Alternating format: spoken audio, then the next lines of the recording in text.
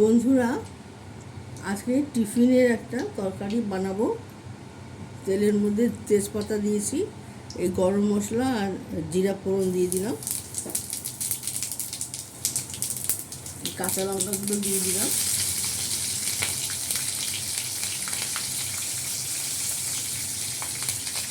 লাগবে রসুন কুচি দিয়ে দিচ্ছি,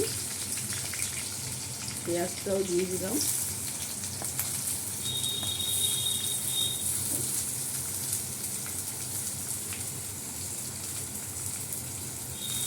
টমেটোগুলো দিয়ে দিচ্ছি,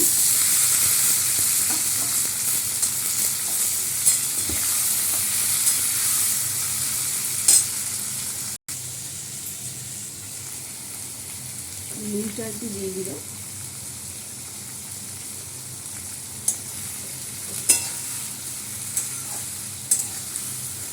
এটা একটু ভালো করে ভাজা ভাজা হয়। তারপরে আমার লাগবে এই যে ডিম সিদ্ধ আলু সিদ্ধ করে রেখেছি, এটা এর মধ্যে দিয়ে কষিয়ে বানাবো। এই আদা বাটা দিয়ে দিলাম, হলুদ গুঁড়ো লঙ্কা গুঁড়ো দিয়ে দিলাম,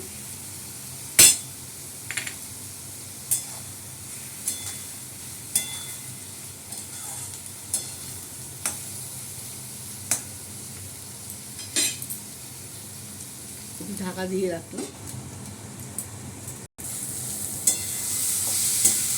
আমার পেঁয়াজটা কষানো হয়ে গেছে, সুন্দর রং হয়েছে দেখুন।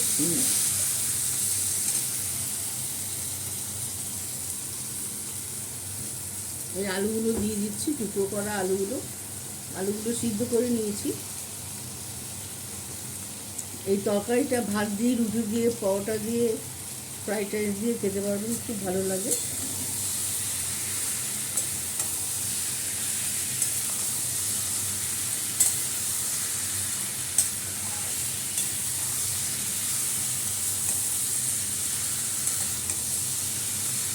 দেখুন গুড়টা একটু মিষ্টির জন্য একটু গুড়টা দিয়ে দিলাম।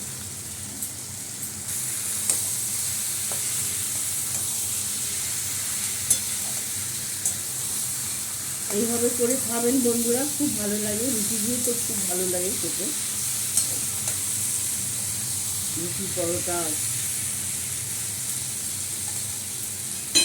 এই ডিমগুলো দিয়ে দিচ্ছি, ডিম সিদ্ধ করে টুকরো করে নিয়েছি।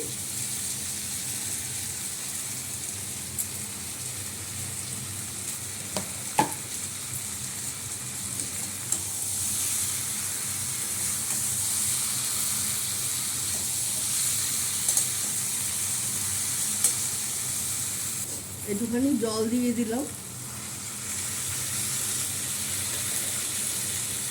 ধনে পাতাটা দিয়ে দিচ্ছি,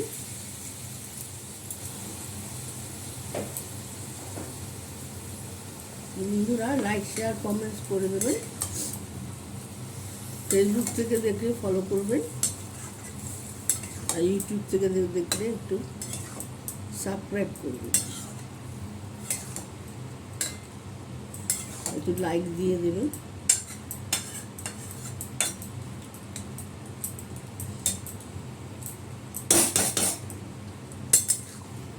রাখি, এটা একটু মাখা মাখা হবে, রুটি দিয়ে খেতে খুব ভালো লাগবে। এটা একটু দেখুন তরকারিটা কি সুন্দর হয়েছে, বল বেসে গেছে। একটু ঢাকা দিয়ে রাখি, তারপরে টকটা দেখাচ্ছে। দেখুন বন্ধুরা, এমন তরকারিটা হয়ে গেল, কি সুন্দর মাখা মাখা হয়েছে। রুটি দিয়ে খাবেন, পরোটা দিয়ে খাবেন, খুব ভালো লাগবে খেতে। নমস্কার, আমি ব্লগটা এখানে শেষ করলাম।